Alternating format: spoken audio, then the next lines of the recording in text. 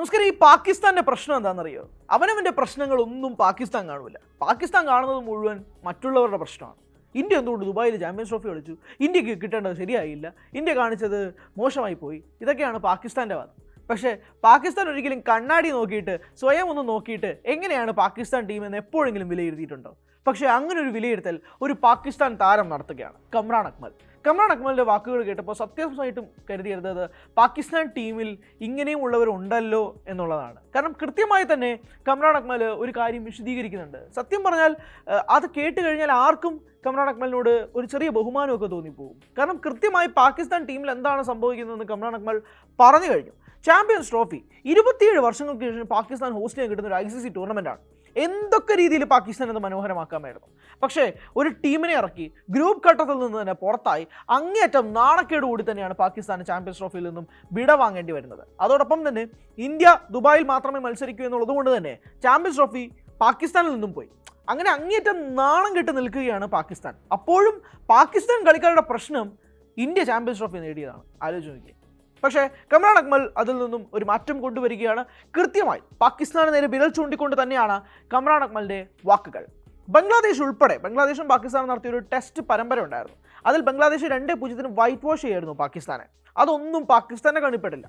അതൊന്നുമല്ല പാകിസ്ഥാൻ്റെ പ്രശ്നം. ഇതൊക്കെയാണ് കമ്രാൻ അക്മൽ സൂചിപ്പിക്കുന്നത്. 8 നിലയിൽ പരാജയപ്പെടുത്തിയാൽ പോലും ഇന്ത്യ ദുബായിൽ കളിച്ചതാണ് ഇപ്പോൾ പാകിസ്ഥാൻ്റെ പ്രശ്നം എന്നുള്ളതാണ് കമ്രാൻ അക്മലിൻ്റെ വാക്കുകളായിട്ട് സൂചിപ്പിക്കുന്നത്. ഇന്ത്യ ദുബായിൽ കളിച്ചതിനെക്കുറിച്ചാണ് എല്ലാവരും സംസാരിക്കുന്നത്. എന്നാൽ പാകിസ്ഥാനിൽ തന്നെയാണ് പാകിസ്ഥാൻ ടീം കളിച്ചത്. തോറ്റതിൽ ആർക്കും ഒരു പ്രശ്നവുമില്ല. ലോകത്തെ മറ്റ് ടീമുകൾ കളിക്കുന്നത് പോലെയല്ല പാകിസ്ഥാൻ ക്രിക്കറ്റ് കളിക്കുന്നത്. അതാണ് ശരിയായ പ്രശ്നം. പാകിസ്ഥാനുള്ള ബഹുമാനം എങ്ങോട്ട് പോകുന്നുവെന്നത് ആർക്കും വിഷയമല്ല. ആരെങ്കിലും ഇതേക്കുറിച്ച് പറയാതെ അവർക്ക് നാണക്കേടുണ്ടാകുമെന്ന് എനിക്ക് തോന്നുന്നില്ല എന്നുള്ളതാണ് കമ്രാൻ അക്മലിൻ്റെ വാക്കുകൾ. ആലോചിച്ച് നോക്കി, സ്വന്തം ഹോം ഗ്രൗണ്ട് പാകിസ്ഥാനിൽ തന്നെ കളിച്ചിട്ട് പരാജയങ്ങൾ ഏറ്റുവാങ്ങുന്നൊരു ഘട്ടം. പാകിസ്ഥാനും ഇന്ത്യയും തമ്മിലുള്ള മത്സരം നമുക്കൊന്ന് മാറ്റി വെച്ചേക്കാം. പക്ഷെ അല്ലാണ്ട് ആലോചിച്ച് നോക്കിയേ, അല്ലാണ്ട് പോലും പാകിസ്ഥാന് സ്വന്തം മണ്ണിൽ അവർക്ക് ജയിക്കാൻ സാധിച്ചില്ല എന്നുള്ളതും കൂടി ഒരു ഘട്ടത്തിൽ നിൽക്കുകയാണ്. അതാരും വിരൽ ചൂണ്ടുന്നില്ല, അതാരും ചോദിക്കുന്നില്ല. പാകിസ്ഥാൻ താരങ്ങൾ പോലും അതിനെപ്പറ്റി സംസാരിക്കുന്നില്ല എന്നുള്ളത് കൊണ്ടാണ് കമ്രാൻ അക്മൽ രംഗത്തെത്തുന്നത്. ഞാനെങ്കിലും ചൂണ്ടിക്കാട്ടണം, ഇതൊരാളെങ്കിലും ചൂണ്ടിക്കാട്ടാതെ പാകിസ്ഥാൻ ക്രിക്കറ്റ് നന്നാവില്ല എന്നുള്ളതാണ് കമ്രാൻ അക്മലിൻ്റെ വാക്കുകൾ. കമ്രാൻ കുറച്ച് കാര്യം കൂടെ പറയുന്നുണ്ട്. ബംഗ്ലാദേശിനെ പോലുള്ള ടീമുകൾ പാകിസ്ഥാനെതിരെ വൈറ്റ് വാഷ് വിജയങ്ങൾ നേടുന്നു. അതെന്തുകൊണ്ടാണെന്ന് ആരെങ്കിലും ചോദിച്ചോ? ഒരു ICC ടൂർണമെൻറ്റിൻ്റെ സെമിഫൈനലെങ്കിലും ഇവരെത്തിയാൽ മതിയായിരുന്നു. ഗ്രൂപ്പ് ഘട്ടത്തിൽ നിന്ന് നമ്മൾ പുറത്താവുകയാണ്. ക്രിക്കറ്റ് എങ്ങനെ മെച്ചപ്പെടുത്താമെന്ന് ആരെങ്കിലും ചോദിച്ചോ? ആർക്കും ഉത്തരവാദിത്തമില്ലെങ്കിൽ വിജയവും സംഭവിക്കില്ല, അതും വലിയ നാണക്കേട് വേറെയില്ല എന്നാണ് കമ്രാൻ അക്മൽ ചോദിക്കുന്നത്. നേരത്തെ സൂചിപ്പിച്ചതുപോലെ തന്നെയാണ് കമ്രാനും പറയുന്നത്. ബംഗ്ലാദേശിനെതിരെ ഒരു വൈറ്റ് വാഷ് അടിക്കുകയാണ് പാകിസ്ഥാൻ. ഒന്ന് ആലോചിക്കുക, ബംഗ്ലാദേശിനെതിരെ പാകിസ്ഥാൻ ഒരു വൈറ്റ് വാഷ് ടൂർണമെൻറ്റ് അടിക്കുകയാണ്. ഇന്ത്യയും ന്യൂസിലൻഡും തമ്മിലുള്ള മത്സരത്തിൽ ഇന്ത്യയും തോറ്റിട്ടുണ്ട്. പക്ഷേ അത് ന്യൂസിലൻഡ് എന്നാണെങ്കിലും പറയാം. നമുക്ക് ബംഗ്ലാദേശിന് പോയൊരു ടീമിനെതിരെ പാകിസ്ഥാൻ എങ്ങനെയാണ് ആ 2-0 ടെസ്റ്റ് ജയിക്കുക എന്നുള്ളൊരു വലിയ ചോദ്യമൊക്കെ നിൽക്കുകയാണ്.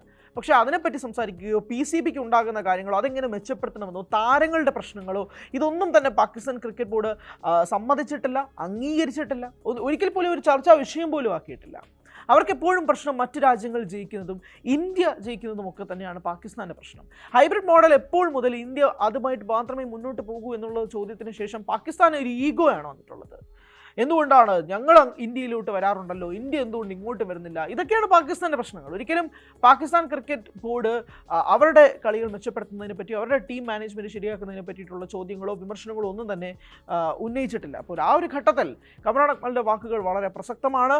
കമ്രാൻ അക്മലിനെ പോലുള്ള മുതിർന്ന താരങ്ങൾ, പാകിസ്ഥാന് വേണ്ടി കളിച്ചിരുന്ന മുൻ താരങ്ങളൊക്കെ തന്നെ ഇതുപോലുള്ള വിമർശനങ്ങളുമായി എത്തുമ്പോൾ മാത്രമേ ഇന്നത്തെ പാകിസ്ഥാൻ സൈഡിന് കുറച്ചെങ്കിലും മെച്ചപ്പെട്ട രീതിയിലേക്ക് കാര്യങ്ങൾ മാറാൻ സാധിക്കുകയുള്ളൂ എന്നുള്ള വിമർശനങ്ങളും ഉയരുന്നുണ്ട്.